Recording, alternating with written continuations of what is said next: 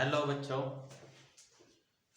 पिछले वीडियो में हमने आपको सिखाया था कि चिन्ह परिपाटी का नियम क्या है, किस तरीके से दर्पण के बाईं तरफ तथा दाईं तरफ की दूरियां मापी जाती हैं। आज हम चर्चा करते हैं अवतल गोलीय दर्पण के लिए परावर्तन के सूत्र 1/f बराबर 1/v प्लस 1/u की स्थापना। किस तरीके से ये क्वेश्चन एग्जाम में पूछा जाता है वो ये है, अवतल गोलीय दर्पण के लिए सूत्र 1/f बराबर 1/v प्लस 1/u की स्थापना कीजिए जहां प्रतीकों के सामान्य अर्थ हैं। Where the meanings of the symbols are usual. f focus दूरी, v प्रतिबिंब की दर्पण के ध्रुव से दूरी और u जो है वो वस्तु की दर्पण के ध्रुव से दूरी है। और एक बात और नोट करने की है कि दर्पण से परावर्तन की घटना होती है और लेंस से अपवर्तन की घटना होती है। तो इन सूत्रों के माध्यम से ये जो प्रतीक आए हुए हैं इनको भी जानना जरूरी है। फोकस दूरी होता है दर्पण की, v प्रतिबिंब की दर्पण के ध्रुव से दूरी और ये जो u है बच्चों ये वस्तु की दर्पण के ध्रुव से दूरी है। कब ये घटना कब घटती है? जब हम किसी दर्पण के सामने कुछ दूरी पर उसके सामने मुख्य अक्ष पर कोई वस्तु रख देते हैं। मान लिया सपोज कीजिए मारकर ही रख दिया है, इसको ए बी वस्तु मान लीजिए, तो एक प्रकाश की किरण तो जो है इसके समांतर जाएगी, मुख्य अक्ष के पैरेलल बिल्कुल ये जा रही है, देखो यहाँ डी से टकराती है, और फिर दूसरी वाली प्रकाश की किरण इसके प्रकाशिक केंद्र सी से जाती है। देखो दर्पण की घटना होती है तो दर्पण से परावर्तन होता है, तो क्या होता है ये जो प्रकाश की किरण है ये इसके आर पार नहीं हो पाती, इस तल से टकराकर ये इस डायरेक्शन में मुड़ गई है और जो प्रकाशिक किरण सी से आती है वो सी से ही वापस चली जाती है। तो इस हम ये देखते हैं कि इसमें इस घटना में ये जो दोनों किरणें परावर्तन के बाद मिली हैं वो यहाँ ए डैश और बी डैश पर मिली हैं। बी डैश पर काट कर चली गई हैं तो लंब खींच देते हैं, तो यहाँ पे हमारा ये इतनी बड़ी वस्तु का छोटा सा प्रतिबिंब बन जाता है। और इसकी प्रकृति भी देखते हैं, ये आकार में वस्तु बड़ी है, प्रतिबिंब छोटा है, और ये सीधी है वस्तु और प्रतिबिंब इसका उल्टा है, ठीक है ना। और ये जो यहाँ बताए गए हैं वस्तु जितनी दूरी पर होती है उसको u लिखा जाता है, बाईं तरफ है तो -u लेंगे p से लेके, और यहाँ पे a डैश तक की जो दूरी होती है वो प्रतिबिंब की दूरी है, ये v होती है, बाईं तरफ है तो -v लेंगे, और p से लेके f तक की जो दूरी होती है वो फोकस दूरी है। यानी दर्पण के ध्रुव से और मुख्य फोकस तक की जो दूरी होती है वो क्या कहलाती है? फोकस दूरी कहलाती है। और ये दर्पण पर अवतल है, इस वजह से ये माइनस में दी जाए क्योंकि बाईं तरफ आई है। अब चित्र के अनुसार बच्चों इस डेरिवेशन को आगे कंप्लीट करते हैं और समझने की कोशिश करते हैं।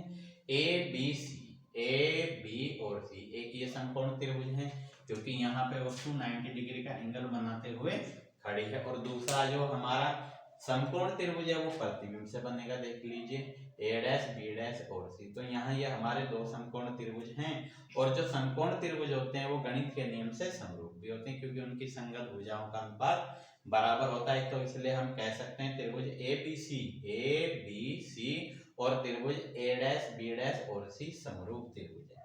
और जो समरूप त्रिभुज आ जाते हैं, सिमिलर ट्रायंगल हो जाते हैं, उनकी संगत भुजाओं का जो अनुपात है वो बराबर रहता है। The ratio of their corresponding side will remain constant। अब त्रिभुज ए बी सी और त्रिभुज ए डैश बी डैश सी में लंब के अपॉन में लंब रखते हैं, ये लंब है तो इसके बटे में ये लंब रख दो, और आधार इसका यहाँ से यहाँ तक है सी ए, तो आधार के बटे में इसका आधार रख दो सी ए डैश, ठीक है ना बच्चों।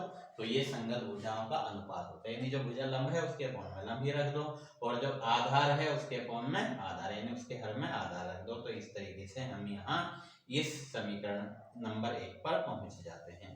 अब उसके बाद देख लीजिए बच्चों, इसी प्रकार त्रिभुज डी एन एफ और त्रिभुज बी डैश ए डैश एफ भी समकोण त्रिभुज हैं।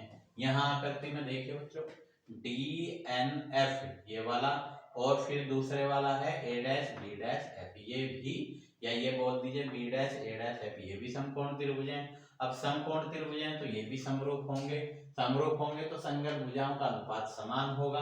तो लंब, इसका लंब डी एन है और इस छोटे वाले का जो लंब है वो ए डैश बी डैश है, इसका आधार जो है एफ एन है और इसका आधार एफ ए डैश है, तो वो रख दिया हमने, आधार के बटे में आधार रख दिया, लंब के बटे में लंब रख दिया।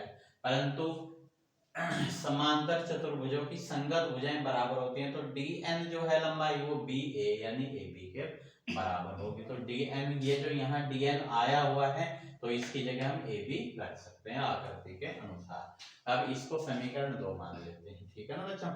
तो समीकरण 1 और समीकरण 2 में हम देखते हैं, ये समीकरण 1 है, देख लीजिए LHS, और ये समीकरण 2 है, इसका भी LHS बिल्कुल बराबर है।